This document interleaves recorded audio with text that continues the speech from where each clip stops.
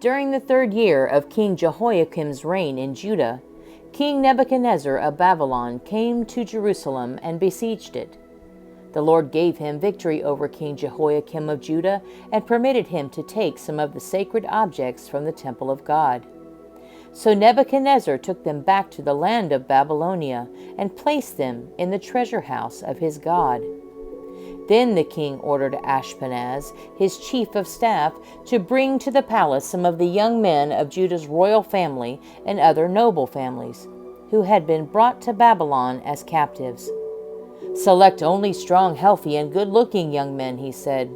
"Make sure they are well versed in every branch of learning, are gifted with knowledge and good judgment, and are suited to serve in the royal palace.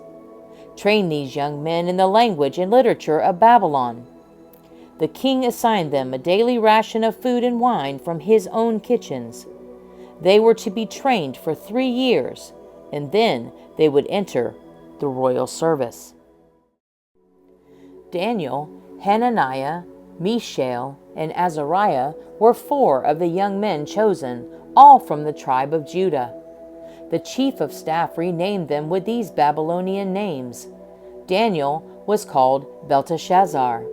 Hananiah was called Shadrach. Mishael was called Meshach. Azariah was called Abednego.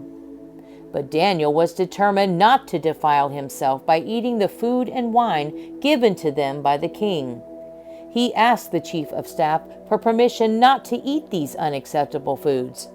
Now God had given the chief of staff both respect and affection for Daniel. But he responded, "I am afraid of my lord the king, who has ordered that you eat this food and wine. If you become pale and thin compared to the other youths your age, I am afraid the king will have me beheaded."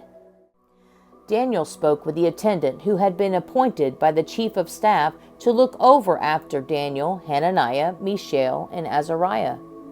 "Please, test us for 10 days on a diet of vegetables and water," Daniel said. "At the end of the 10 days, see how we look compared to the other young men who are eating the king's food. Then make your decision in light of what you see." The attendant agreed to Daniel's suggestion and tested them for 10 days. At the end of the 10 days, Daniel and his 3 friends looked healthier and better nourished than the young men who had been eating the food assigned by the king. So after that, the attendant fed them only vegetables instead of the food and wine provided for the others. God gave these 4 young men an unusual aptitude for understanding every aspect of literature and wisdom, and God gave Daniel the special ability to interpret the meanings of visions and dreams.